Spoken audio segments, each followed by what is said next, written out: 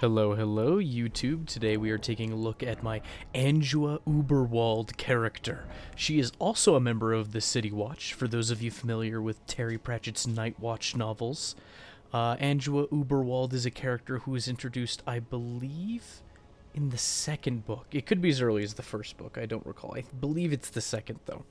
And she is the love interest to Captain Carrot, who is another member of the Watch, and what makes her interesting is she's a werewolf. But in the Terry Pratchett universe, because everything is silly and nonsensical, she isn't turned into a humanoid-shaped bipedal werewolf person. She's rather turned into a rather large golden retriever crossed with a borzoi. So think of a very long and beautiful golden retriever. She turns into a big dog, basically. And she uses this to solve crimes, essentially, in those Night Watch novels, using the senses of the dog, but the intelligence of a person. And she's a great character. She's a great balance. She was initially hired by the City Watch in those novels in order to meet diversity quotas, actually. And since the books were written a good while ago, the diversity quotas had a much different outlook than they do today. I'm not going to get political, don't worry. But in the Night Watch, or in the Watch novels, Angua Uberwald and a dwarf and a troll. So a woman, a dwarf, and a troll are hired to meet the diversity quotas of the Night Watch, who only had like 4 members, really. It was the Night Watch, or the Watch was basically a defunct organization for all intents and purposes. But still, if you haven't read any Terry Pratchett novels, go read them. They're fantastic. And I just wanted to play a strength build. A pure strength build, so here I am, going nuts at it. The inventory is more or less lifted from an inventory of Stielovsky's. He had a strength build a lot like that, and I just wanted to test out that style of inventory, see how it went. And so, here we are. I wanted to play strength build. I wish I had mixed it up a little bit more, and it felt a little less ripped, but oh well. The stats are also very similar to that same build. The stats inventory the same, essentially. The fashion's completely different, I believe. And there's probably a few alterations there, here or there, but not enough that I would say it's mine, necessarily. But I had fun with it. I just felt like playing the game, and here's some footage, and this was a particularly fun invasion. This was actually my last invasion, and I felt it would make a good finale, if I am recalling it correctly. But it was a good moment, nonetheless. Pure strength builds have a lot of fun. I would say they're the most fun right beside faith builds that are a good hybrid of weapons and incantations. You get great bows, you can have great shields, you have a huge slew of weaponry, and when you're approaching 70 strength like this build is, you do great damage, and in a seemingly modest way. A lot of people, they don't see you coming. You do a lot of physical damage. It's only one layer of absorption you're going through in flat defenses. Here's a fun little thing. When you know somebody's spamming their Rivers of Blood, so you go for the parry. I didn't parry the Rivers of Blood, obviously, but still 1,400 damage on a crit with a weapon that doesn't have a crit modifier? That's pretty devastating. So much fun I had with this build. I love strength builds. They feel so boring. But I heard an adage recently, I think it was from a Josh Strife Hayes, but basically, if your warrior or your fighter in your video game, or your tabletop, is fun to play, and is well-rounded or what have you, if they're done well, the most basic principle of your game is done well, then I will enjoy your game. The other aspects will likely do well as well. It's kind of a litmus test for quality. If the basic fighter warrior is fun to play, then you're going to be having a great time. You don't have to do something fancy like be a wizard or a druid or a ranger or a rogue to get that across. But I suppose given that this is a Soulsborne game, you can have fun with any variety of build. And that's one thing I really like it. It's very much that IKEA of video games. There's so much to pick from. And I think my issue is exactly that, because there's so much to pick from that it's kind of hard to know when to be creative and to delve into the depths. That, and when you fill up your 10 character slots in this game with builds you rather enjoy, it hurts a little bit to delete any of them. I should probably get in the habit of just respecking the ones I do have. as opposed to making them from the ground up, but there's always different ways to do it. I like them enough that I don't want to get rid of them, and I should really just explore, because worst that happens is I make him again. And hey, thanks to these videos, I will have an exact blueprint within the first and last minute of every video to remake the build, should I want to revisit one or make changes. Another thing I was attempting to do with these clips is I was experimenting with weapons. I'm not super confident when it comes to fighting the great swords or the serpent hunter, though I've seen people do very well with those. And I know last episode I said I wasn't very comfortable with colossal swords, and that's just the natural state I exist in at all times. Is, oh no, I've learned about new techs with the weapons, or I've seen other people do really well with the weapons, I must not be very good with the weapon, when it's like I'm usually satisfactory with a good slew of weapons. Twin swords for one. I really like the twin swords. It's hard to not be too good at, or to be too horrible at the twin swords, in all fairness. But still, strength builds, have a lot of fun, and I want to branch out a little more. I'm going to have to probably repurpose a couple characters. I think the Dex character's on the docket. And I did redo the regular City Watch, the one based off of Captain or Commander Vimes from the Watch novels. And so I should give him a go. He has more bestial incantations, a little less strength, a little more faith, a little more defensive, inspired by the my experiences with the Desiccated Saint, where I learned about how defensive incantations can really make a huge difference. This was a weird moment. Somebody used Black Flame Tornado, and the animation was, or the particle effect was just lingering there. So I included it in the video, even though it was part of the long run up to find the people in the dungeon that gaslights you. There's 2 or 3 dungeons in this game that gaslight you. It's just a fact of life. You can't get around it. It repeats itself. It has just enough differences to make you question yourself. But that's how it goes. A little thing that has dawned on me, a little tidbit of knowledge, wisdom. I wouldn't call it a fact necessarily, but a little thing that has helped, at least with my own playstyle, when you're up against 3-man ganks, is that DPS seems to be king. I'm talking about the straight swords. Just the capacity to do a 1, 2, 3, 4, even sometimes 5, 6 if the poise breaks just right on some characters. The game really does focus a lot on DPS in the more recent patch, as I've found. It's a little harder to entrap people in a waves of gold or waves of darkness big hit when you're dealing with a 3-man gank, especially if they're not really hanging out together. It does okay damage, but not always enough, unless you can chip them enough, but not too much that they heal up. And I should probably play with that more. I haven't played with Waves of Darkness and Golden Land in a while. Did I say Waves of Gold? I meant Golden Land. There's just so many unique terms in this game, and they deviate slightly from terms in the last game, and they're so similar to other terms. It's really, there's just a huge IKEA marketplace of tools at your disposal, and how you want to play with them can characterize your whole play session. Figuring out what's good, what isn't good. Sometimes certain things that aren't good work against certain players because they haven't seen it very often, or they don't think too much. Some people are way too good, and so doing an albeit dumb thing from time to time can actually get you a net gain, just because you're too erratic for them to predict at their high tier gaming. I was trying to use the halberd a lot more.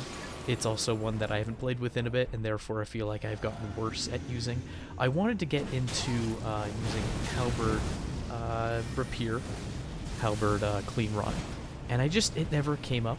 It feels more like a tool you'd use on a 1-on-1 or maybe a 2-on-2, and I had a lot of threes, lots of ganks in these clips, and so I didn't get to use it to its fullest potential, I feel, because the running poke and the sweeps kind of leave you open from that many angles. When you have that many sources of threat around you, you gotta play it safe, and the thing that gets you punished the least yet gives good damage output just seems to work. Like paired swords. Paired swords just do that very adequately, and they can help you control the field, and you're never overextending yourself. The biggest drawback being that you have relatively short range compared to a lot of other weapons, but if you can get your spacing down and the ping's not too miserable, then you can experience great success. And that's what I found in several of these ganks is as soon as I switched to the twin swords, it was a night and day difference. I could just dish out the damage.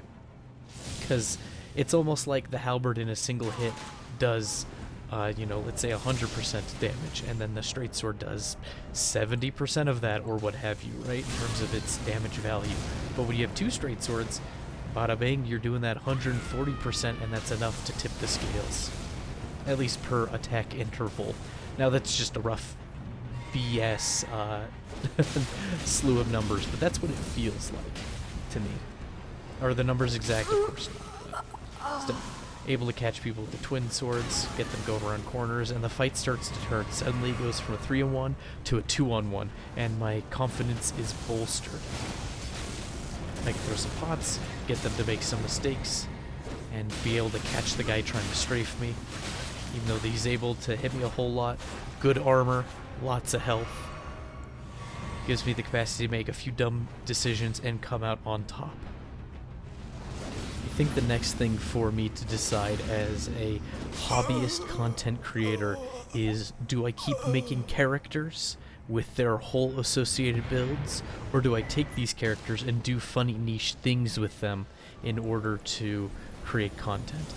To be more specific, I meant like, I would take the pure strength build and see what it was like to use the fingerprint shield as my main weapon. Or maybe I'll have a video focused on great bows. And to be fair, in this video I have a lot of great bow and Stormhawk axe moments, which feel a little bit cheesy. I feel like I don't learn as much during those particular invasions, but they are fun. This was a moment where two high-end casters, one fire, one lightning, were just able to just destroy my HP pool relatively easily. Not so much the fire guy. The lightning guy, though, hits like a bus. Even after I buffed myself with the lightning fortification, every time he got a hit on me, it was just a huge chunk. Maybe that's a thing I need to do, is make a lightning faith build. I did do the pure pyromancy level 80 build, so maybe I need to do a pure lightning build, or maybe a casting combo build. Why am I putting all these upon you, dear viewer? I don't know. I just like to think out loud. This is just a bizarre little one-man podcast that has some neat highlights for you to watch as I get out my thoughts and feelings on things that don't matter but are fun nonetheless. The other option, besides rambling ad nauseum, is to find not copyrighted music and play that over the highlights. But I'm not an especially impressive player. I'm good enough, and I find these nice clips that are entertaining. I don't think I could be a streamer at my current skill level, or my current talking ability off of the top of my head. Extemporaneous, that's the word. Speaking extemporaneously off the top of my head without needing prompts. That's a marvelous skill that streamers have, and I don't have that much practice. I've always been a rather the type of fellow to look inward and be with my own thoughts. Expressing them is a whole different matter. Now, I have done quite a bit in the realm of writing, genre fiction mostly, and that's different. You have the piece of paper in front of you or a word processor, and you can kind of hash out your thoughts and express things clearly and concisely, and you can always edit it to make it clean. And I could script these, I suppose, but I have a lot of fun just speaking off the top of my head, even though I don't believe I'm particularly skilled at it. This was a fun fight. It was a grand learning moment. I got a 3-hit combo with the greatsword by angling it there, if you saw. It was just right, and I don't think I could do that reliably, consistently. Maybe at some point, I hope to. I love greatswords. I loved them in Dark Souls 3 mostly because they came with a free 2-hit combo, especially if you two-handed them. And so that made them phenomenal. Just free 2-hit combos, just light attack, easy. There's a lot of those in Dark Souls 3. Lots of knowing how many hits combo together with certain weapon types and classes. And this host, he's here for a fun time. He's not here just to win and to gain glory. And so he backs off and lets me deal with the blue and allows me to use a weapon class I'm not too familiar with. A weapon class that I feel like really shines when punishing overly aggressive people, because it can trade well. It's kind of in that pool of weapons like curved greatswords, where you can absolutely punish people trying to hit you out of hit stun and things like that. Though I think the curved greatsword's a little bit better at that. than the normal greatsword class, I should say. Now, it is worth noting that attacking out of hit stun is a situational thing and not a thing to do every single time you want to damage the other guy after he's stunned you. Depending on the weapon class they have and competent they are, they could just easily punish you repeatedly for trying to hit them at a hit stun. But here's the host being good-natured and allowing me to finish my fight before fighting him. Completely optional behavior. There's no rules, there's no real etiquette. It is all just what we have decided for ourselves, and it makes these fun little moments that, you know, you see an awful lot of when you do play the Souls games as much as I do, but it doesn't really exist, I think, in terms of a lot of other games where you randomly invade somebody, you are clearly in the antagonist, and they still give you honor because you give them honor. You say hi first or whatever, it's little things. And that's kind of how etiquette is and respect in the real world, right? Sure, we have respect, and you should respect others and be kind and charitable, even though it's difficult, and a lot of other people really don't look like they deserve it in your day-to-day. It's that growth you experience as a person that enables you to be kind, to be gentle and understanding of others, and to be the good person that the world just doesn't have many of. It's a difficult thing. It's never easy. And he lets me kill him after I'm talking about being good and nice and charitable to other people. I murdered him. There's blood everywhere. I am a monster. I will need to repent for this grievous sin. Clearly. Here's another fun moment. This invasion and the first one I think were my favorite in the lineup, honestly. This was 2 bull goats, one with a fingerprint shield. And it feels like, since they've made so many changes to Great Shields and to the Ashes of War that I would normally rely on for breaking the guard of somebody with a shield, new methods need to be developed. Square off on a straight sword isn't going to be enough, unfortunately, to break a guard of a fingerprint shield, especially if he's got, like, the Great Shield Talisman, or if he has it buffed with that grease there. You just need something else, and so that's what the twin anchors are for Royal Knight's Resolve. Turns out, Royal Knight's Resolve, wonderful at breaking guard. So that's kind of what I use these for. I'm not really one to take these into fights all the time, but they do great damage when you pull them out when they least expect it. And if you can pull it out fast enough, then you can catch them before they can adapt. Wait for an opening. I have a very helpful teammate here, providing plenty of cover to punish the the Phantom and do 1370 something. Just an obscene amount of damage for one singular attack. A lot more of the game was based around that style of play before the most recent patches, where you could stack up damage for one huge hit. And it's departing from that a little bit now, but there's still places for it. Like breaking the guard on a guy who's using the fingerprint shield and doing big critical hits that surprisingly only do 700 damage because the guy's got a lot of absorption, and I'm doing physical. He's glowing. It looks like he may have eaten a crawfish or whatever, the crab, for the extra physical absorption, and I'm just forced to punish him repeatedly for that. If I was him, I probably would have put away the shield and pulled out a heavy thrusting sword or something, or maybe just used the lance two-handed. But he was here for the shield, and his setup wasn't a bad one. He had a friend who had fists. He was likely there to do good damage, and he was, the Phantom was there to do good damage and be fast and have low risk, low recovery at options, and then he was there to be a wall to punish people who got in front of the shield and waste their time. I don't know where my Phantom went. I guess he's fighting somebody else. I saw a little damage thing in the corner of another white name, so maybe a blue showed up, or perhaps the other Phantom got a resummon. Not sure. I never noticed that the first time looking at the footage, actually. But breaking this guard repeatedly. And here's the golden moment that I think sells the whole clip. Watch. Oh, and I actually get my swap. I get the Poisonous Mist out because he's being such a pain and just healing through everything. But this Clean Rot Knight, saving the day. I just love how the body ragdolls and it tosses it. Big lady Clean Rot Knight here to clean up my mess. What a nice lady. Thank the big ladies in your life. especially if they are impaling your foes with a spear afflicted with gangrene or some other sickness, some horrible mixture of germs and viruses, whatever our world equivalent of the Scarlet Rot is, and whatever I'm allowed to say on YouTube, I suppose. You want to see a vigor check? Let's watch a vigor check. So these duo, they're working fairly well together. They have very high oppression spells to kind of ruin my focus and get in the way. I hate that falling star ability. But one little puff of wind and I did 550 damage, and he looks like he only has like 1200 health total, or not a lot. And I was able to clean him up with the Storm Blade. Anticlimactic, but vigor moment.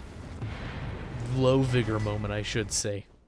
Earlier I mentioned that strength builds have a whole slew of utility, and this is true, and it is a double-edged sword for someone like me. I think I need to play another character with a smaller inventory, because sometimes I get lost amongst the options trying to hash out on the go what I should need and ought to be using for certain situations. Those smaller kits can really save you in that sense, because even though you don't have every option in the world, you have fewer options, and maybe you'll pick the best one of what you have.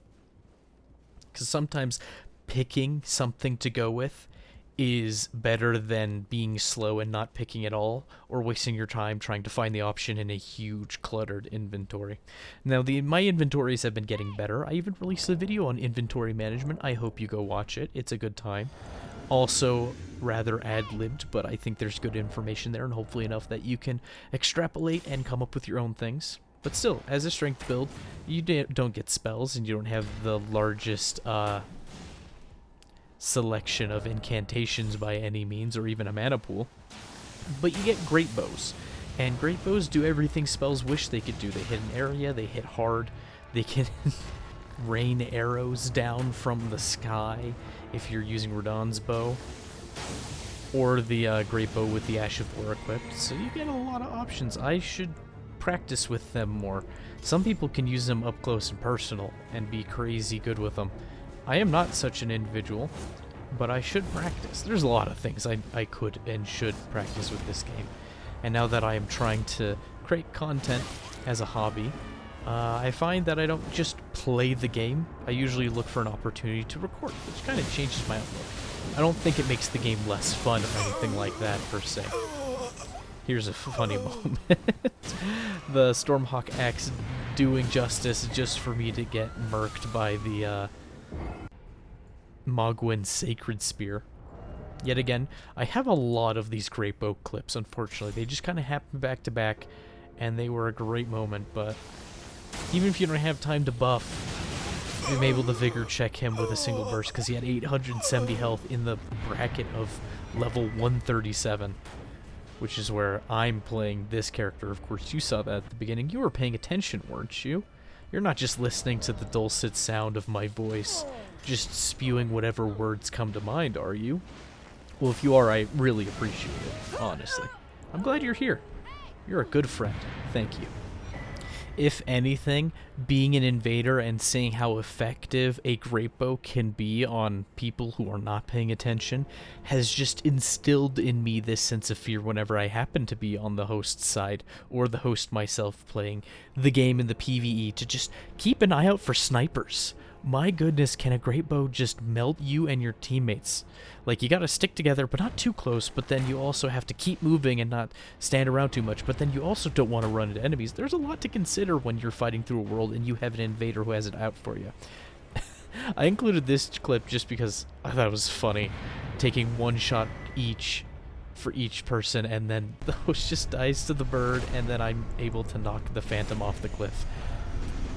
People falling off of stuff thanks to the golden great arrows is and always will be funny to me. You want to know what weapons I wish felt better, genuinely, truly? I feel like small hammers and small axes have been absolutely gimped in Elden Ring, which is such a sad feeling, because I loved maces in Dark Souls 1 and Dark Souls 3. Both were great, they had their purpose, they did fairly well in PvP. In Dark Souls 3, you could hit people twice with the mace, and then often, if they rolled poorly, just you spamming the light attack would catch them. And then the basic mace also came with Endure, so you could be the king of trades. And because it wasn't a hugely popular weapon, the mace was like your sleeper pick for taking care of somebody who just, you know, is confident when they ought not to be. And axes were fairly good in Dark Souls 3. In this game, they just feel so bad to use. Every time I try to use one, it hurts a little bit. It's like when something traumatic to you happens in your life, or like you vomit up a certain food, and now you can't stand the food anymore, even though you know in the past you've enjoyed the food. That's what it feels like to try to use hammers and axes in Elden Ring, unfortunately. The small ones. The great axes and great hammers do fine enough. They're great weapons that have their place. But I feel like they need to do something about the axe issue. The warped axe and the ripple axe, I believe, they have their own unique axe attack pattern. They do a little better. The attack pattern works more. And the hatchet has an okay attack pattern as well. It's the battle axe attack pattern that doesn't do so hot. And then as for maces, the Morningstar has a lunge, which is sort of its saving grace. But of all the other hammers, their basic attack pattern just does not work. But here on screen is the build again. There's the stats. They're fairly simple, pure strength kind of thing going on. And we played as Angua Uberwald. Terry Pratchett novels. Go read them. You'll have a blast. They are good times. I just could not recommend them enough to you. And they're fun. You don't feel bad. They're not especially crude. They have British humor, so every now and then they get like the slightest hint of raunchy, but they're fairly tame by today's standards and what you see in the media sphere by a long shot. But there's Angua Uberwald, member of the City Watch, good doer, detective, and werewolf. I should have used bestial incantations. Anyway, have a good one, and bye-bye.